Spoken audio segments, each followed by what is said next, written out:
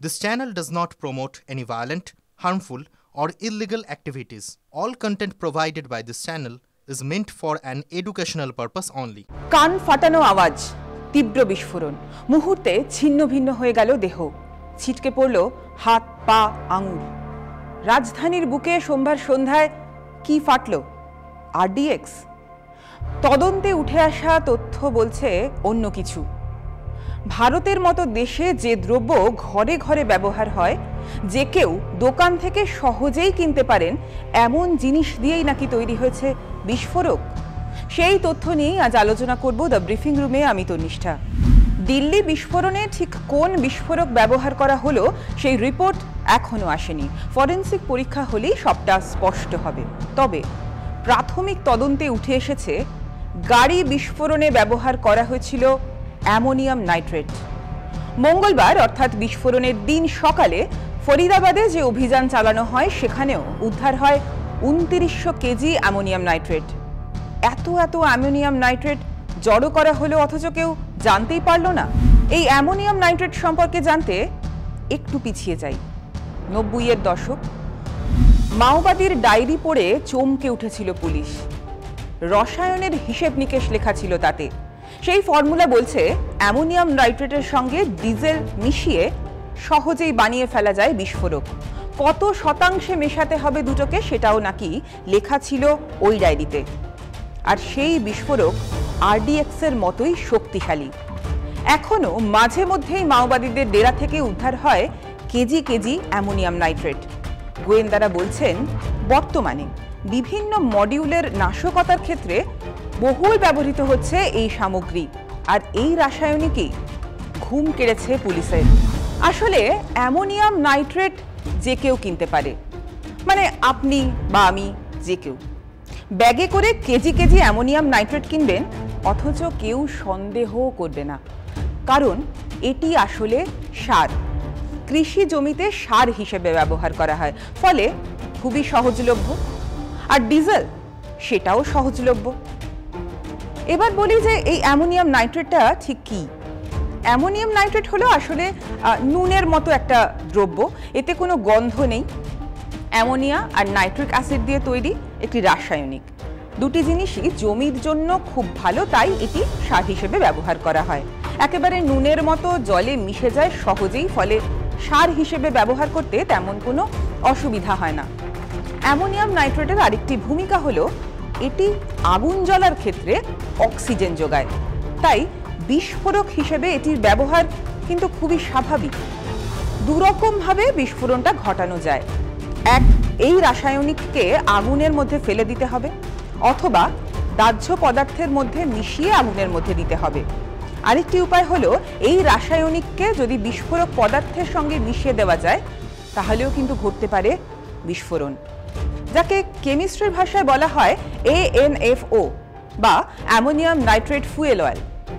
গোয়েন্দারা বলেন খুব সহজে আর সস্তায় এই বোমা তৈরি করতে এই রাসায়নিকের জুড়ি মেলা ভার। শুধু একই সার, খনন কাজেও ব্যবহার করা হয় এটি। তাই স্বাভাবিকভাবেই এই রাসায়নিক সন্দেহের ঊর্ধ্বে। তো অ্যামোনিয়াম নাইট্রেট আমি ধীরে ধীরে প্রকিওর করলাম কৃষকদের মাধ্যমে বা কারো মাধ্যমে। 2 কেজি, 4 কেজি, 5 কেজি যে প্রসিডিওর আছে খরিদ করে আনলো। তো সেটা কিন্তু ইজিয়ার অ্যামোনিয়াম নাইট্রেট বা ইউরিয়া কেনা। ইউরিয়া কিনতে গেলে নর্মালি আমি 5 কেজি ইউরিয়া নিতে গেলে কেউ আমাকে সন্দেহ করবে না। রাস্তা দিয়ে গেলেও পুলিশ চেক করবে না। আমি এটা ক্যাশ মেমো দেখাবো যে আমি কিনেছি, তো কেউ চেক করবে না। কিন্তু এই ইউরিয়া বা অ্যামোনিয়াম নাইট্রেট কিন্তু ইদানিং ব্যবহার করা হচ্ছে, বিশেষ করে মাওবাদীরা প্রচুর ইউজ করেছে এক সময় বা এখনো করে, ইনফো এক্সপ্লোসিভ বলে। তবে কি এটা আটকানোর কোনো উপায় নেই? যে যত খুশি অ্যামোনিয়াম নাইট্রেট কিনতে পারে আর সংগ্রহ করে রাখতে পারে? না, কেন্দ্রীয় সরকারের স্পষ্ট গাইডলাইন আছে। সেখানে বলা আছে অ্যামোনিয়াম নাইট্রেট কেনা, বিক্রি করা, আমদানি রফতানি করা, তৈরি করা, এই সব কিছুর ক্ষেত্রেই লাইসেন্স প্রয়োজন হয়। লাইসেন্স ছাড়া এর কোনোটাই করা যায় না। যে কোনো জায়গায় এই রাসায়নিক তৈরি করা যায় না। কোনো দাহ্য পদার্থের সঙ্গে এটি বহন করা যায় না। এমনকি ওই গাইডলাইনে আরও বলা আছে যে রাতের অন্ধকারে কেউ অ্যামোনিয়াম নাইট্রেট আনা নেওয়া করতে পারে না। কিন্তু কোথায় গাইডলাইন? কে মানে এসব? প্রশাসনেরও কি কোনো চিন্তা আছে? এখন অ্যামোনিয়াম নাইট্রেট ফ্যাক্টরি থেকে বেরিয়ে কোথায় যাওয়ার কথা? ফ্যাক্টরি থেকে বেরিয়ে ডিলারদের কাছে, ডিস্ট্রিবিউটারদের কাছে যাওয়ার কথা। তো এই যে টোটাল চেনটার মধ্যে, এই টোটাল চেনে কোথাও লিকেজ হচ্ছে, নাহলে যাচ্ছে কিভাবে? এত হিউজ অ্যামাউন্টের বেরোচ্ছে কি করে?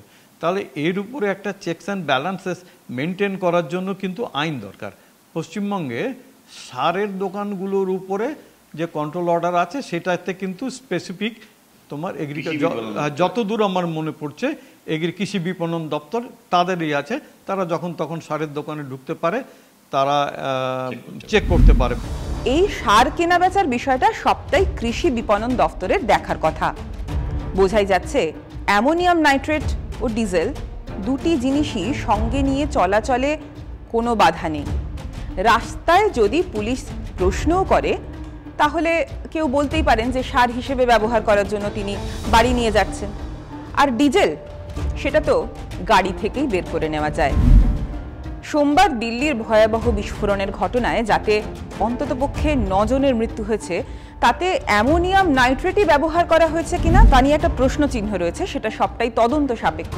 তবে গত কয়েকদিন ধরে আমরা আপনাদেরকে একের পর এক যে খবর দেখিয়েছি যে বিপুল পরিমাণ অ্যামোনিয়াম নাইট্রেট বিভিন্ন জায়গা থেকে উদ্ধার হয়েছে, সেই যোগসূত্রগুলো ধরেই কিন্তু তদন্তকারী অফিসাররা এই অ্যামোনিয়াম নাইট্রেট ব্যবহারের সম্ভাবনার ক্ষেত্রেই জোর দিচ্ছে।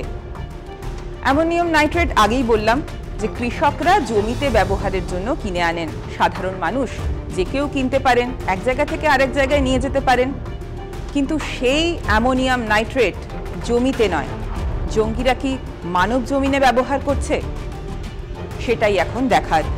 বিস্ফোরণের সমস্ত আপডেটে নজর রাখতে চোখ রাখুন TV9 বাংলা ডিজিটালে।